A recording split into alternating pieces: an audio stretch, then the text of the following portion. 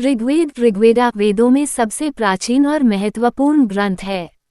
यह न केवल हिंदू धर्म का एक मूल ग्रंथ है, बल्कि मानव सभ्यता का भी सबसे पुराना साहित्यिक दस्तावेज माना जाता है।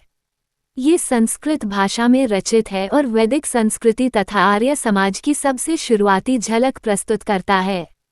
ऋग्वेद का परिचय। नाम ऋग्वेद ऋचाओं का संकलन। भाषा वैदिक संस्कृत।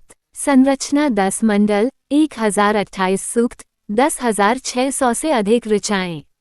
समय लगभग 1500 से 1200 ईसा पूर्व, कुछ विद्वान 1900 ईसा पूर्व तक मानते हैं। केंद्र देवताओं की स्तुति, यज्ञ, प्रकृति, समाज, जीवन शैली। मुख्य देवता इंद्र, अग्नि, वरुण, वायु, सोम, उषा, अश्विन, सूर्य। संरचना स्ट्रक्चर। ऋग्वेद को 10 मंडलों अध्यायों में बांटा गया है।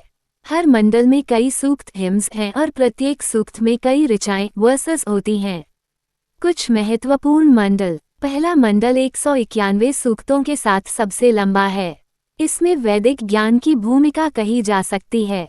दूसरा से 7वां मंडल परिवार मंडल कहे जाते हैं, जो विशिष्ट ऋषियों के वंशों द्वारा रचित हैं।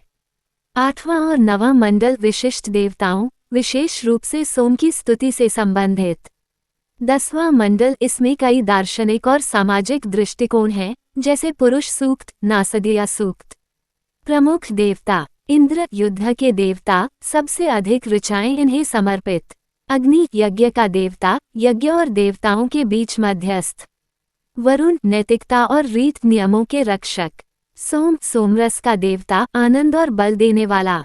वायु और जीवनदायिनी शक्ति का प्रतिनिधि। सूर्य उषा प्रकृति के तत्व, प्रकाश और जीवन का प्रतीक। महत्वपूर्ण सूक्त। 1. नासदीय सूक्त, सृष्टि की उत्पत्ति पर गूढ़ प्रश्न। 2. पुरुष सूक्त, समाज के वर्गों की उत्पत्ति, वर्ण व्यवस्था। 3. हिरण्यगर्भ सूक्त, ब्रह्मांड की सृष्टि में हिरण्यगर्भ की भूमिका। धार्मिक और सांस्कृतिक महत्व। ऋग्वेद यज्ञ परंपरा की नींव रखता है। ये ऋषि परंपरा, देव मानव संबंध और रीत कॉस्मिक ऑर्डर की अवधारणा को प्रस्तुत करता है। इसमें स्त्रियों का उल्लेख, जैसे लोपामुद्रा, विश्ववारा आदि भी आता है। अन्य वेदों से अंतर। ऋग्वेद स्तुतियों का संकलन। यजुर्वेद यज्ञों में प्रयुक्त मंत्र। सामवेद गायन योग्य मंत्र। अथर्ववेद जादू टोने, स्वास्थ्य और घरेलू उपायों के मंत्र। ऋग्वेद का आधुनिक महत्व। भारतीय इतिहास, समाज और धर्म के अध्ययन के लिए मूल स्रोत। वैदिक संस्कृत का पहला और श्रेष्ठ उदाहरण। भारत के राष्ट्रीय ध्वज में सत्यमेव जयते ऋग्वेद से लिया गया है। मंडल 3 सूक्त 1 ऋचा 6। अगर आपको यह वीडियो जानकारी पूर्ण लगा हो तो लाइक और सब्सक्राइब करें और अपने दोस्तों को शेयर करते हुए एक अच्छा सा कमेंट भी जरूर करें।